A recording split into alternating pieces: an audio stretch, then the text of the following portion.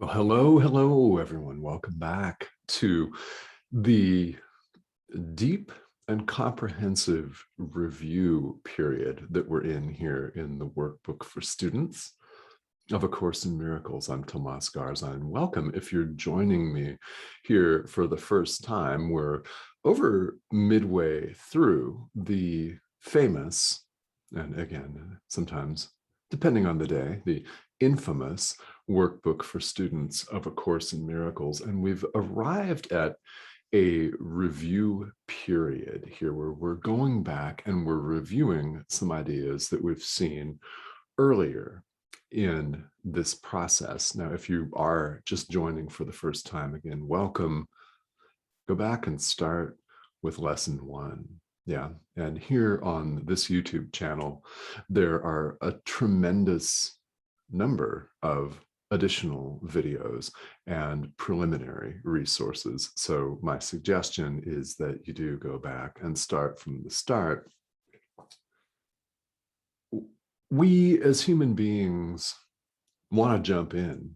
You ever read the last page of a novel first?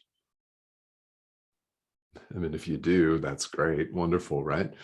But then do you go back and start from the beginning after that? Or do you just move on, saying, I know how it ends? Well, if you're tempted to do that with this workbook, don't do that.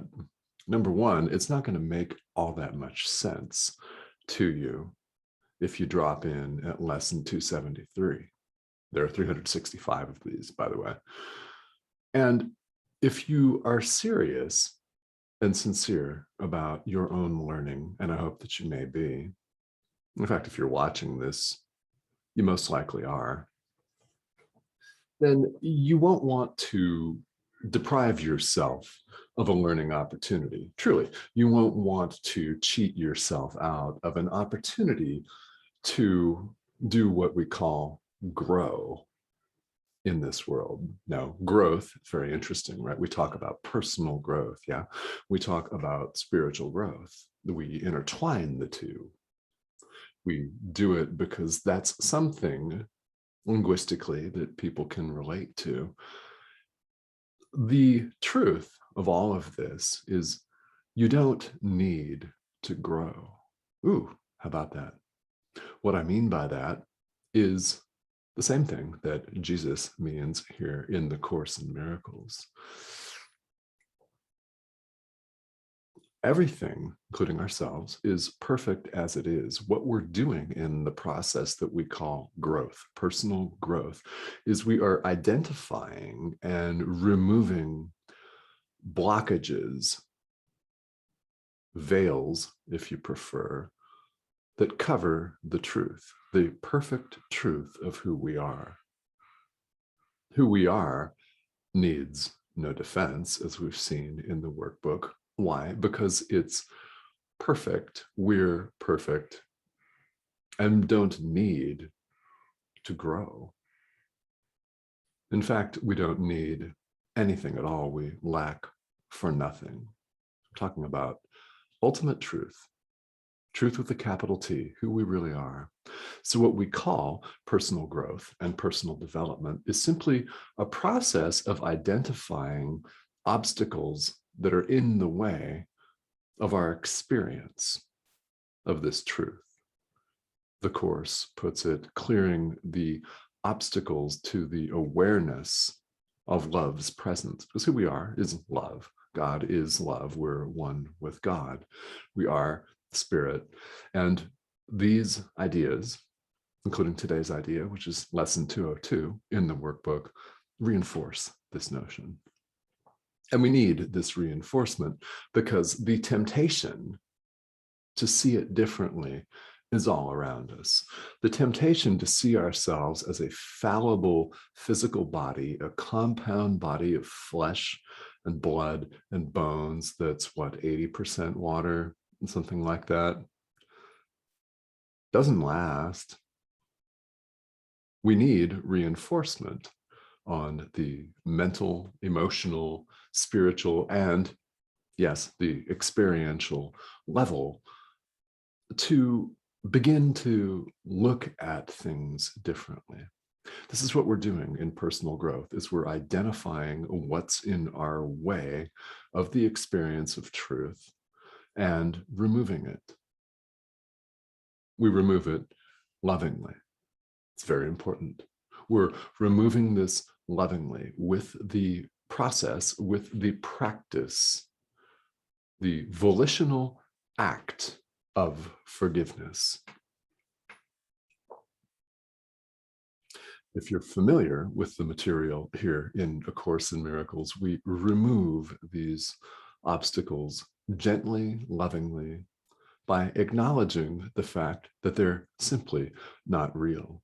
They've never been here. We've thought they have, but they haven't.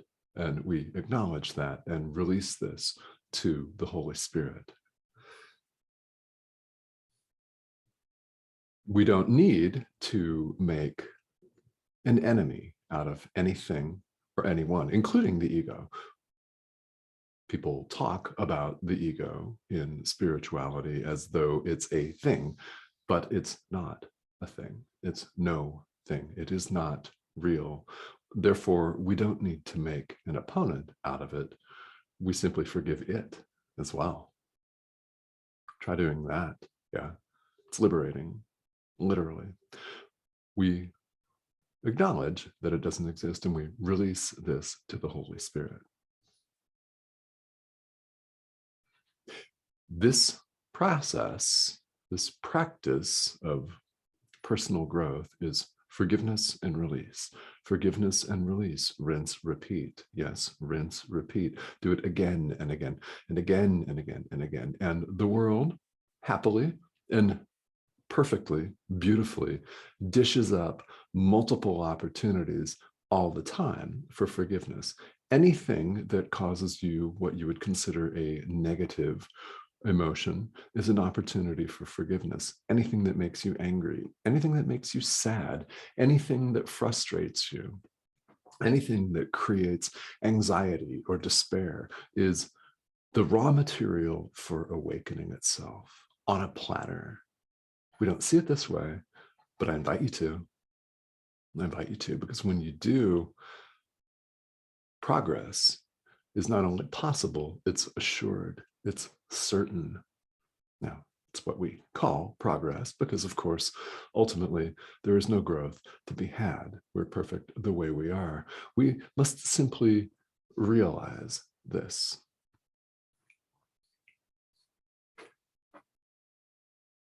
So, in this review period, the central idea is, I am not a body. I am free, for I am still as God created me. Repeat, rinse, repeat, rinse, repeat. Again, I am not a body. I am free, for I am still as God created me. You have never changed. Change is, in fact, not possible. Yet here in the world of illusion, the world of allegiance to the ego, a separate sense of self, change is inevitable, isn't it? It is all around. The physical body, look at it. Look at the one that's talking to you over this thing that is called the internet. Notice that it's what you call middle-aged. Notice the gray hairs, notice the lack of hair up top, the marks on what you call the face from sunspots, freckles. Notice that,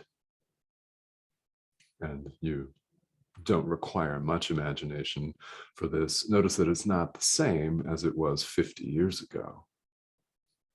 It's significantly taller than it was in 1971 when it was supposedly born, right? Entered the world.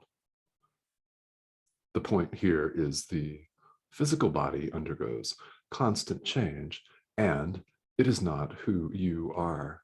Never has been, never will be. You are not a body. You are free. for you are still as God created you. Has ever been, ever will be, is, simply is.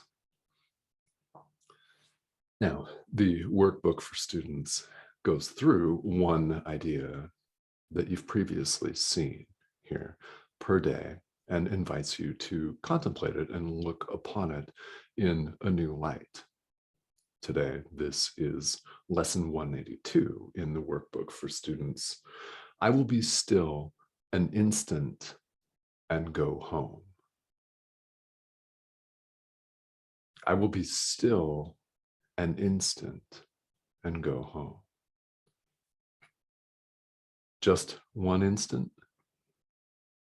Well, yes, that's all it takes. A successful meditation, by the way, can be as short as one full cycle of breath. Inhale, exhale. When and if you're placing your awareness on that one inhale and exhale breath, that is a meditation. That is a practice of mindfulness, of awareness. You used a lot of different terms. There are a lot of terms in use in the world. And they're all just labels. They're all just words. Words are simply symbols. They're not the things that they stand for, never have been, never will be. So it doesn't matter what you call this. All it takes is one instant. The idea, I will be still an instant and go home. It is in quiet, in peace, in stillness of the mind that we can hear the voice for God.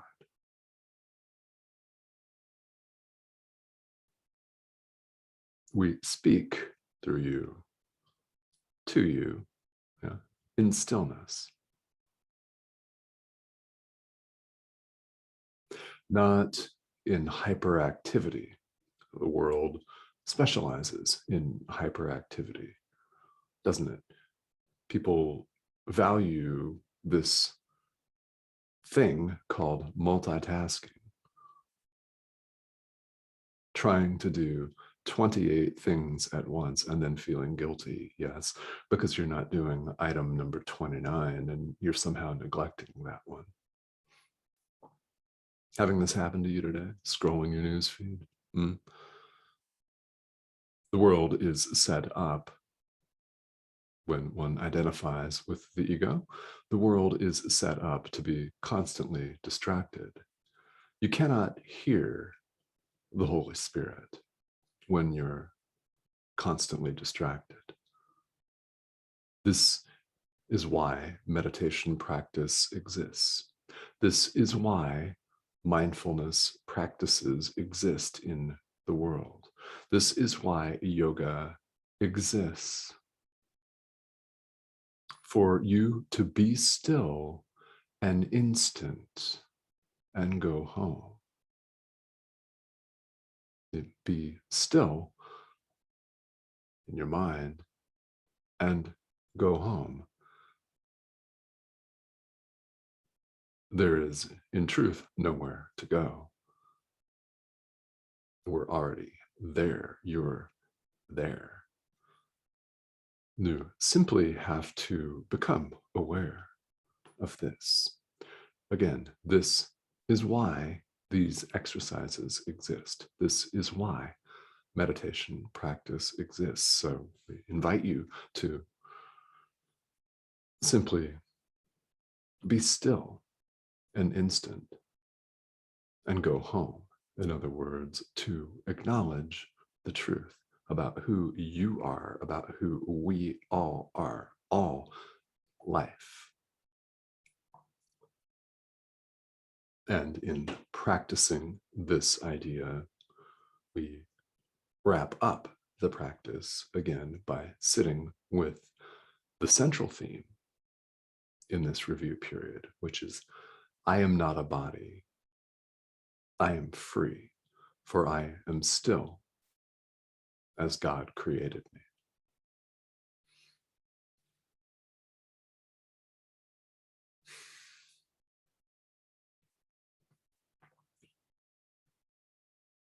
So in practice, what we can do is spend as much time as we have on this.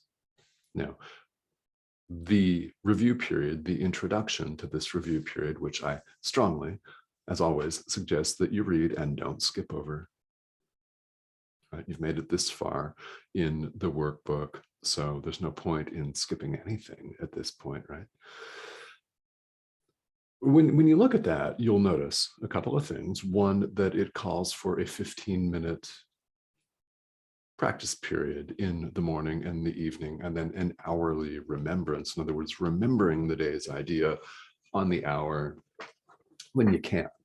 Now, there are plenty of people that set a reminder on their watch, that write things down and place it on a sticky note or something like that where they can see it. Yeah, and maybe you do something like this. If this is something that works for you and helps you to remember to practice, it's beautiful.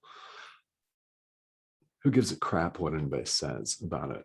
Yeah, if it works for you, then do it. But understand as you go through this review period and any of these exercises that it is okay to do more than suggested, and it is also okay to do less than suggested.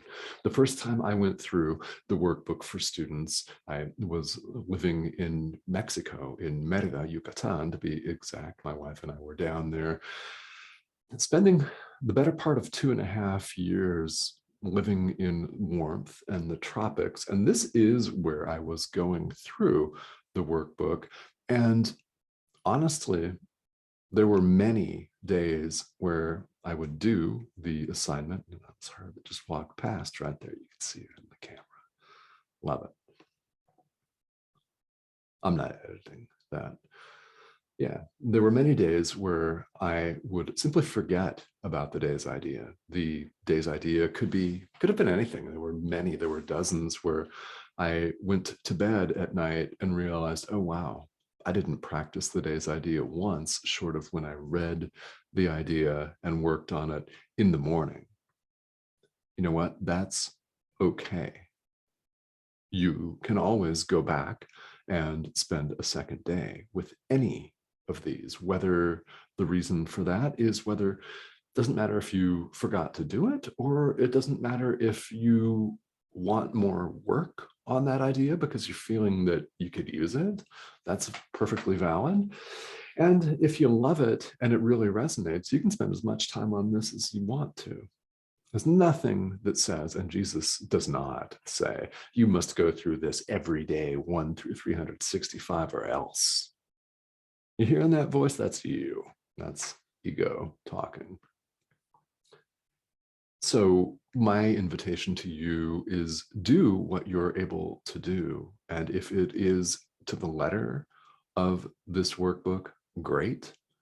Because this is something that, as you well know, trips up a lot of people. There are a lot of people who say, oh yeah, I want to do this, but I just can't. And you can tell how I feel about that, right? Everybody can. You know, it's a question of whether they will or not, and that's their choice, right? It's your choice. My whole point in discussing this here and adding this on to the end of this message is that it's okay if you forget part of the time. Right? As soon as you remember, bring your attention back to it. It's like a meditation. So in fact, going through the workbook for students is like a living, breathing meditation practice, where when you become distracted and realize you've become distracted, you bring your focus back to the item, right? You bring your focus back to the subject of the meditation. Now, if you're in sitting meditation, maybe that's your breath. In yoga, maybe that's a certain pose, for example. When you notice that your mind is running away, bring your attention back to the idea for the day. It's a constant practice. And well, by reaching lesson 202, you've already experienced some of the benefits of this and the fruits of this. So take this beautiful idea to heart that you are not a body, that you are, in fact, free, and you always have been. So recite, rinse, repeat. If you rinse and repeat one idea from this workbook, let it be this one. I am not a body. I am free, for I am still as God